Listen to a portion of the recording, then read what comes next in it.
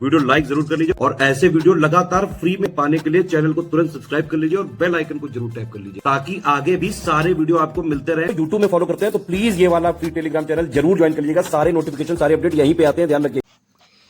दोस्तों, अगर आप आरओ री एग्ज़ाम देने वाले हैं तो ये क्लास आपके लिए काफ़ी इंपॉर्टेंट होने वाली है। इसमें हम लोग रीजनिंग के मॉक टेस्ट नंबर 29 का डिस्कशन करेंगे।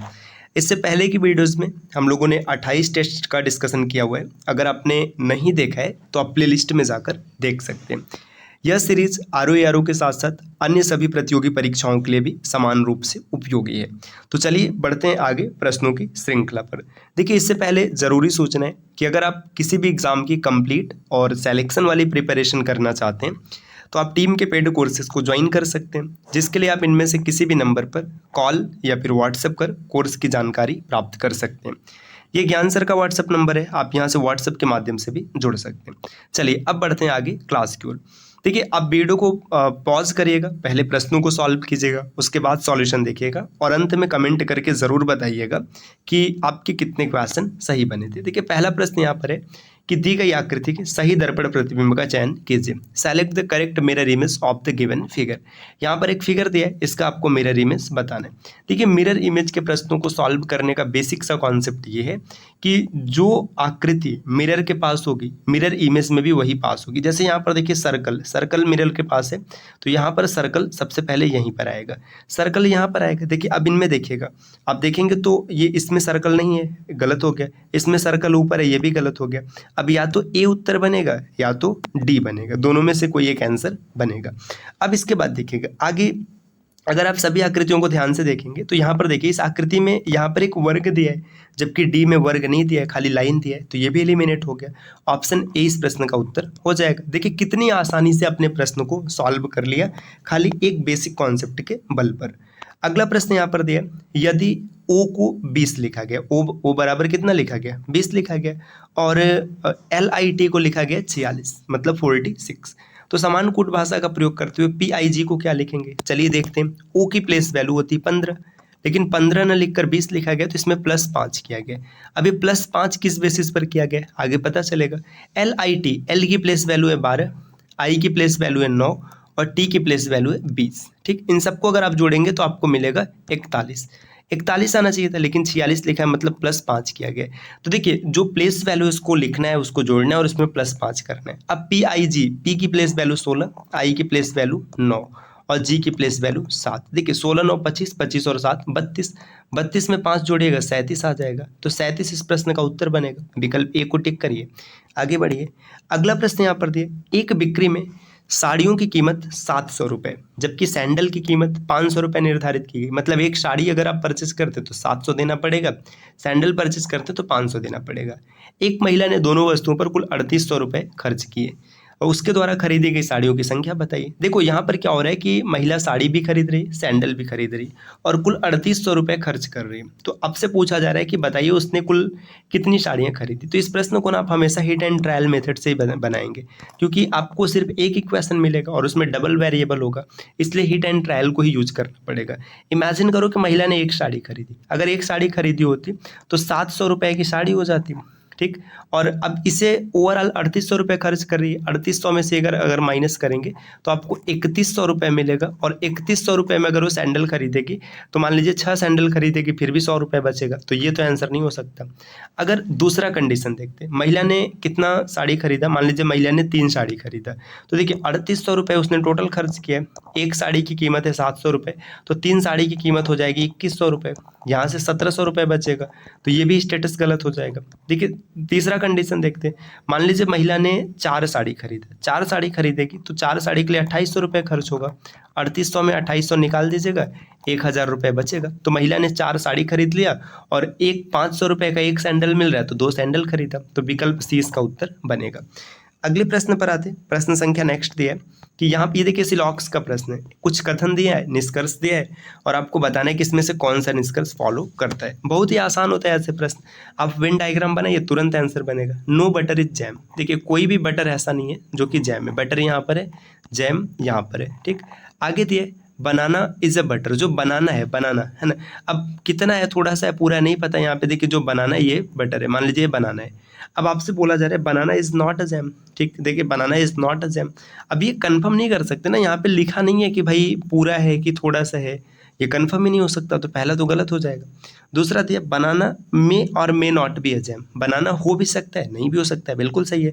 क्योंकि जैसे अगर मान लो बनाना यहाँ पर होता, ठीक, तो ये बनाना का ये वाला हिस्सा जैम में जा सकता है और ये नहीं भी जा सकता है, तो दूसरा वाला पूरी तरीके से सही होगा। तो ओनली कंक्लूजन 2 फॉलोज, विकल्प 20 का उत्तर बनेगा। साथियों अगर आपको सिलॉक्स नहीं आता है, सिलॉक्स सीखना है, तो आप चैनल के प्लेलिस्ट में जाकर देख सकते हैं, वहाँ पर मैंने सिलॉक्स के पूरे कॉन्सेप्ट आपको सिखाए हैं। प्रश्न संख्या 5 यहाँ पर दिया, यदि प्लस का अर्थ है विभाजित करना, मतलब प्लस हो जाएगा भाग, माइनस का अर्थ है जोड़ना और गुणा का अर्थ है घटाना और भाग का अर्थ है गुणा करना, तो इस इक्वेशन का मान क्या होगा? बहुत ही आसान होगा। देखिए इसको थोड़ा सा जूम करते हैं ताकि यहीं पर हम लोग इक्वेशन सॉल्व कर सकें।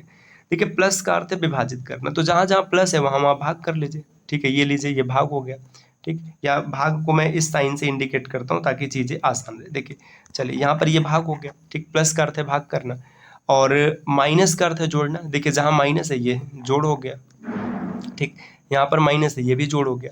आगे दिया है कि गुणा का अर्थ है भाग करना, जो गुणा है उसका अर्थ क्या हो जाएगा? गुणे का अर्थ हो जाएगा भाग करना, तो यहाँ पर ये भाग हो जाएगा, ठीक। प्लस का अर्थ है विभाजित करना और गुणा का, अच्छा गुणा का अर्थ घटाना है, यार मैं कहाँ पढ़ रहा हूँ, है ना, गुणे का अर्थ है घटाना, रुको, ये प्लस हो जाएगा और गुणे का अर्थ हो जाएगा घटाना। नेक्स्ट दिया है और भाग का अर्थ है गुणा करना, जो भाग है इसका अर्थ हो जाएगा गुणा करना। अब इस इक्वेशन की वैल्यू आपको बतानी, देखिए सामान्य तरीके से आप प्रश्न को हल कर लेंगे। सबसे पहले हम इस ब्रैकेट को सॉल्व करेंगे। ब्रैकेट को कैसे सॉल्व करेंगे? 3 दूना 6 हो जाएगा, यहाँ पर देखिए 12 में से 8 गया तो 4 बचेगा, तो 6 और 4 कितना हो जाएगा? 10 हो जाएगा। अब यहाँ पर 10 हो जाएगा और बटे में देखिए 3 2 5 और बटे में 2, तो 2 सबसे ऊपर चला जाएगा, 10 दूना 20, 20 भागे 5 मतलब 4 मिलेगा, विकल्प डी इसका उत्तर बन जाएगा। अगला प्रश्न दिया है कि संख्याओं के उस युग्म को छाटिए जो ठीक इसी प्रकार है जैसे कि ऑप्शन में दिया गया है। 44 का संबंध 408 से दिया गया है, तो ये क्या पैटर्न चल रहा है? इसको निकालने के लिए सबसे पहले पास पहुंचने की कोशिश करते हैं। देखिए 44 में आप 9 का गुणा कराइए, क्योंकि ये लगभग 10 गुना दिख रहा है, 10 से थोड़ा सा कम है, तो लिखते हैं 44 गुणे 9। 44 में 9 का अगर गुणा कराएंगे तो ये कितना हो जाएगा? 9 चौका 36, 3 हासिल है, 9 चौका 36, 3 39, 396 आ गया, प्लस इसमें 12 कर दीजिएगा तो 408 मिलेगा। आगे ऑप्शन को देखते हैं, देखिए 53 में 9 का गुणा कराइएगा, 53 गुणे 9, 9 त्रिक 27, 2 हासिल है, 5 9 45, 2 47, इसमें 12 जोड़ेगा, जैसे ही जोड़ेंगे तो 489 हो गया। देखिए पहला ही ऑप्शन मैच कर गया, तो आगे बढ़ने की आवश्यकता ही नहीं है, संयोग अच्छा था कि पहले में मिल गया। प्रश्न संख्या 7 दिया है कि 4 समूह दिए हैं, इसमें से एक विषम है, विषम को बताना है। ऐसे प्रश्नों को सॉल्व करने के लिए सीधा प्लेस वैल्यू लिखते हैं। देखिए 17, इसके बाद 20 और पी की प्लेस वैल्यू 16। देखिए सी की प्लेस वैल्यू 3, जी के लिए 7 और एफ के लिए 6, ठीक, एम के लिए 13, पी के लिए 16 और एल के लिए 12। फिर देखिए डी के लिए 4, जी के लिए 7 और सी के लिए 3। देखिए यहाँ पर अगर आप देखेंगे तो पैटर्न क्या चल रहा है ना, पैटर्न की अगर बात करें तो यहाँ रुके एक मिनट, ये सी के लिए 3 हो जाएगा, यहाँ पर हमने जो जी लिखा है ये 6 लिखेंगे। देखिए अब पैटर्न क्या चल रहा है, 3 दूना, देखिए यहाँ पर अगर देखा जाए 3 में 4 जुड़ा है, 3 4 7 और -1, देखिए 13 3 16 और -4, 4 3 7 -4, 17 3 20 -4। देखिए ये वाला जो विकल्प है ना, ये वाला विकल्प ये थोड़ा सा अलग है, बाकी इसके बाद सब सेम है, तो विकल्प 20 प्रश्न का उत्तर हो जाएगा। अगला प्रश्न यहाँ पर दिया, प्रश्न संख्या 8 है कि एक पासे में 1 2 3 4 आसन फलकों पर यहाँ पर दिखाया गया 5 और 6 ऊपर नीचे, जब डॉट एक सबसे ऊपर होता है तो ऐसे में सबसे नीचे कितने डॉट्स होंगे? देखिए यहाँ पर ये बताया जा रहा है कि एक डाइस दिया गया, ठीक, यहाँ पर एक डाइस है, देखिए 5 4 1, अब यहाँ पे बोला जा रहा है कि जब एक अगर सबसे ऊपर हो जाएगा तो सबसे नीचे कितना होगा।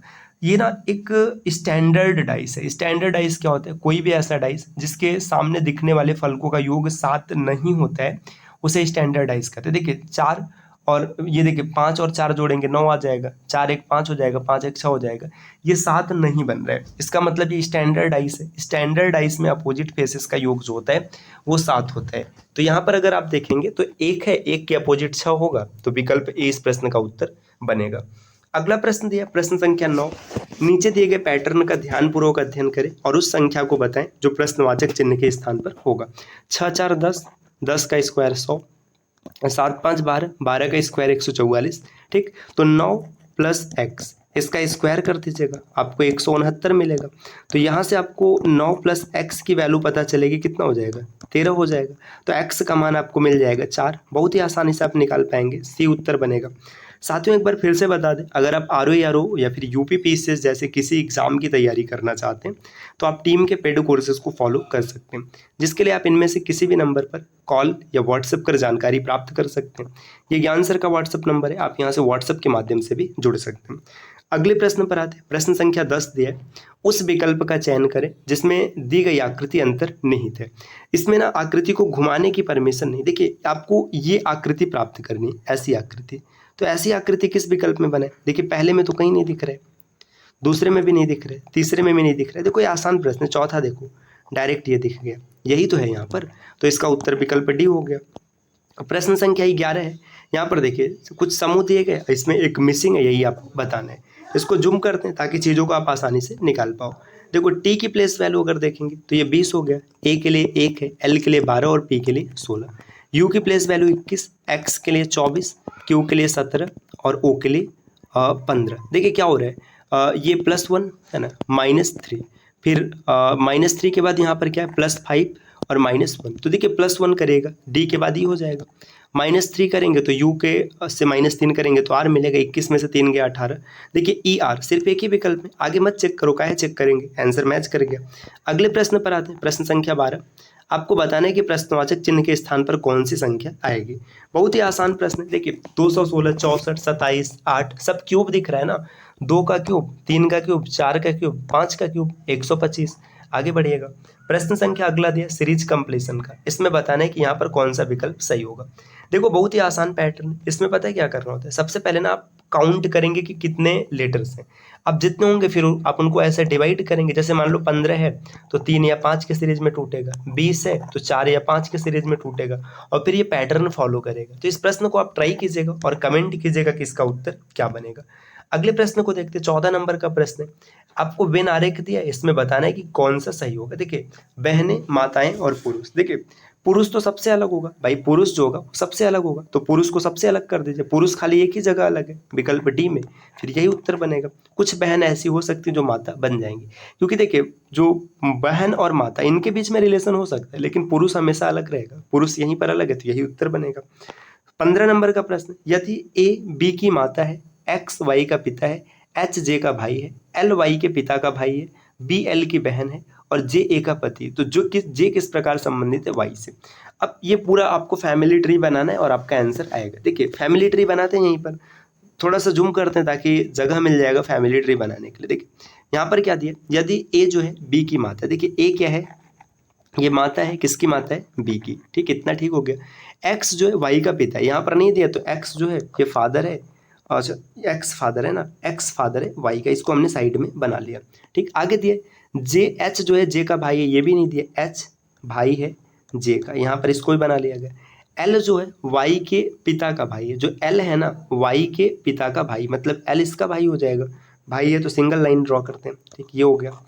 आगे दिए कि जो बी है ये एल की बहन है, तो बी यहाँ पर देखिए, अब बी एल की बहन है, अब यहाँ पे देखिएगा ये बहन हो जाएगी, किसकी बहन हो जाएगी, एल की हो जाएगी, और जैसे आप एल को सेट करेंगे तो यहाँ पर एक्स आ जाएगा, और एक्स को सेट करते वाई आ गया, ठीक। आगे दिए जो जे है ये ए का क्या है, पति है, जो जे है ये ए का पति है, ठीक है, ये भी बन गया कि जे ए का पति हो गया।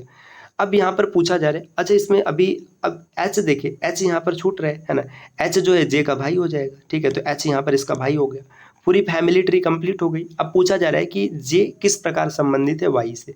देखिए जे यहाँ पर है, वाई यहाँ पर है, सामान्य सी बात है, ये देखिए क्या हो जाएगा, ये ग्रैंड रिलेशन में है, तो ये क्या हो जाएगा, वाई का पैतृक दादाजी हो जाएगा, ठीक, क्योंकि इसके देखिए यहाँ पर देखेंगे तो ये इसके दादाजी बनेंगे, तो विकल्प ए इस प्रश्न का उत्तर हो जाएगा, ठीक। तो इस तरीके से आप चीज़ों को आसानी से सेट कर पाएंगे, कोई दिक्कत नहीं होगा अगर फैमिली ट्री सही बना है। एक बार फिर से पढ़ लेते हैं चीज़ों को। देखिए ए बी की माता है, ठीक, ए जो है बी की माता है, एक्स जो है वाई का पिता है, एक्स फादर है वाई का, ठीक, ये भी सही है। एच जे का भाई है, एच जे का भाई है, एल वाई के पिता का भाई है, एल जो है वाई के पिता का भाई एल है, ठीक। इसके बाद जो बी है ये एल की बहन है, ये भी सही है। जे ए का पति है, ये भी सही है। ठीक, तो ये बिल्कुल सही उत्तर है। फैमिली ट्री में अगर फैमिली ट्री गड़बड़ बन गया तो आंसर गलत हो जाएगा।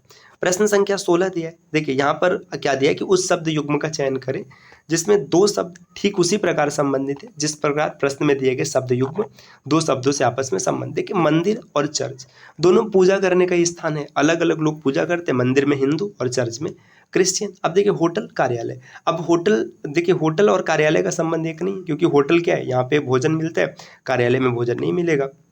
कॉलेज विश्वविद्यालय, ये सही है। देखो कॉलेज में भी पढ़ाई होगा, विश्वविद्यालय में भी पढ़ाई होगा, बिल्कुल सही है। आगे देखिए कॉलेज थिएटर अलग चीज है, विश्वविद्यालय छात्र अलग है। अगले प्रश्न पर आते हैं, प्रश्न संख्या 16। देखिए यहाँ पर इनको अर्थपूर्ण क्रम में लगाना है, kilo, hecto, decametre, deci centi, millimetre आपने पढ़ा होगा, तो आसानी से आप इसको सेट कर लेंगे, कोई दिक्कत नहीं आएगा। 17 के बाद 18 नंबर का प्रश्न दिया है कि एक कूट भाषा में, इसको भी थोड़ा सा जूम ही करते हैं यहीं पर, है ना। एक कूट भाषा में देखिए BURMUD है ना, कोई ये लिखा गया है तो आपको बताना है इसको कैसे लिखेंगे।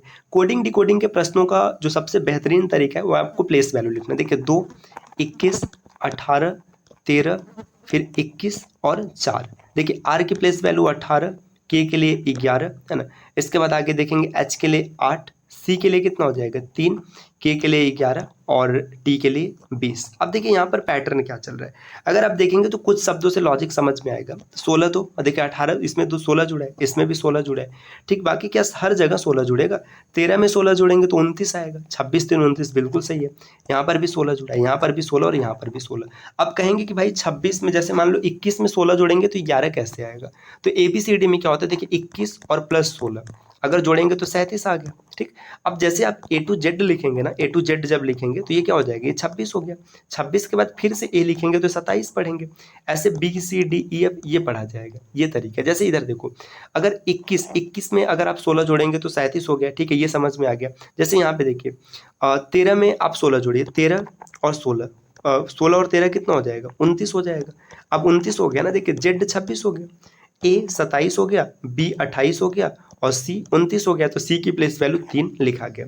प्लस 16 किया जा रहा है, अब A में प्लस 16 करिएगा, एक में 16 जोड़ेंगे 17, मतलब Q से एक ही विकल्प शुरू है, टिक करो आगे बढ़ो, काहे इसमें परेशान होंगे।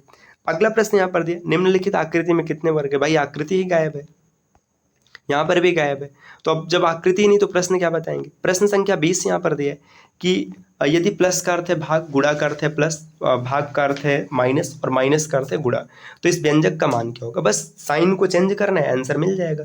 तो आप इसे चेंज करिएगा, आंसर क्या होगा कमेंट करके जरूर बताइएगा।